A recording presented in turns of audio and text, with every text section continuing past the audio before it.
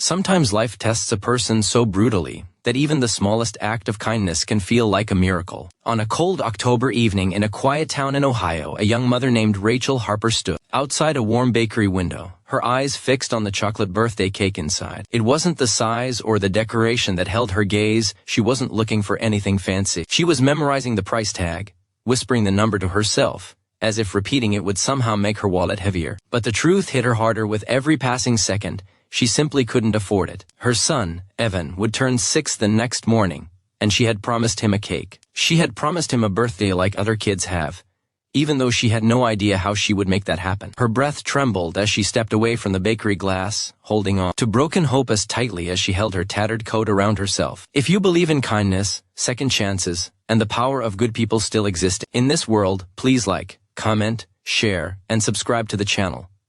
It truly helps us continue telling these stories. Rachel wasn't always struggling. She once worked as a receptionist at a small auto parts factory, earning enough to take care of Evan and herself. But when the company shut down due to bankruptcy, everything spiraled downward. Her savings vanished in months, rent piled up, and she found herself juggling two part-time jobs, cleaning offices at night and sorting boxes at a warehouse during the day. Even with all that, life gave her little breathing room. Most nights she fell asleep sitting up, exhausted beyond measure, praying she wouldn't oversleep and lose one of her jobs. And yet, despite everything, she smiled whenever Evan looked at her, because she wanted him to believe the world was still good. The day before his birthday, she received her paycheck, only to discover that the warehouse reduced her hours unexpectedly. The number she had counted on was nearly $50 short. It was just enough to cover groceries and a bit of gas for her old car, but not enough for a cake. She tried discount stores, even looked up cheaper alternatives online. But with taxes and delivery fees, everything slipped out of reach. She went to 3 different supermarkets searching for clearance cakes, but either they had nothing left, or the cheapest ones were still too much for what she had in her wallet. She felt an ache forming inside her chest, an ache every loving parent knows too well, the pain of wanting to give more than you have. Still, Rachel didn't give up. She searched through her cupboards, hoping she had flour, eggs, or sugar, but they were nearly empty. She sat at the small kitchen table, long after Evan had gone to bed, whispering apologies he couldn't hear. She wished she could stretch $1, the way she stretched her patience, but life wasn't designed that way. She wiped her eyes, whispering that she would find a solution in the morning.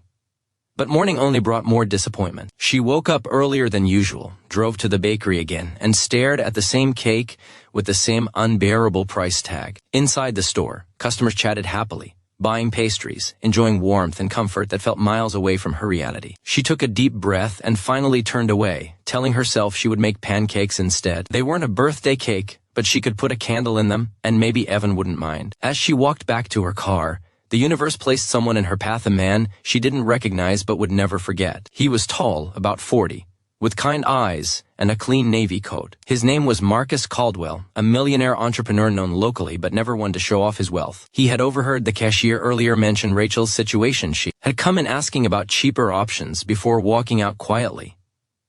Marcus had felt something tug at his heart when he saw her, staring at the bakery window with that mixture of longing and heartbreak that only a parent trying their best could understand. He didn't want to embarrass her, didn't want to approach her with pity, but he also knew he couldn't walk away. He approached gently, stopping a respectful distance away. Rachel, startled, almost stepped back, unsure why this stranger was addressing her. She feared he had mistaken her for someone else, or worse, that he was judging her. She braced herself, holding her emotions tight so they wouldn't spill out. Marcus simply smiled and asked if she lived nearby, explaining that he had seen her at the bakery a few times. There was something sincere in his expression, not invasive, not condescending, just human. Rachel hesitated before admitting it was her son's birthday and she had hoped to buy a cake. Her voice broke at the end of the sentence, betraying her strength. Marcus didn't respond with pity or dramatic gestures. Instead, he quietly asked her to wait for him for a moment, then walked back into the bakery. Minutes later, he returned not with the small cake Rachel had admired, but with a beautifully crafted, custom chocolate cake, decorated with colorful frosting, a little number 6 candle, and Evan's name written in perfect cursive across the top. Rachel froze, unable to comprehend what was happening. Her first instinct was to refuse, thinking he was just being polite or charitable. But Marcus shook his head gently and said something she would remember forever. That kindness only has meaning when someone is brave enough to accept it. He told her that the cake wasn't charity. It was a reminder that people still look out for one another, even strangers. He mentioned that he grew up with a single mother who once cried over not being able to afford a birthday gift for him, and he promised himself that whenever life allowed him to help someone else in that situation, he would do it quietly, humbly, and wholeheartedly. Rachel's tears came instantly and uncontrollably. She pressed her hands to her face, overwhelmed, struggling to steady her breath. Marcus handed her the cake with both hands, as if passing something sacred. He wished her son a happy birthday and walked away before she could say anything more, leaving her standing in the soft morning light, holding hope in the shape of chocolate and joy. When she brought the cake home, Evan's eyes widened with disbelief and happiness. He screamed with pure childlike excitement and hugged her tightly, telling her it was the best birthday ever. Rachel felt something inside her soften, something she had been holding for far too long. She realized that even when the world knocks a person down, it also sends people to lift them back up. Later that evening, while Evan played with the tiny toy car she managed to buy him, Rachel pulled out her old laptop and searched Marcus Caldwell's name. She discovered that he not only owned several businesses, but was also known for his community outreach. He never sought attention, never posted grand gestures online. He just helped quietly, one person at a time. Rachel wrote him a heartfelt thank you message, not expecting a reply. To her surprise, he wrote back a week later, telling her she inspired him too, because even in struggle,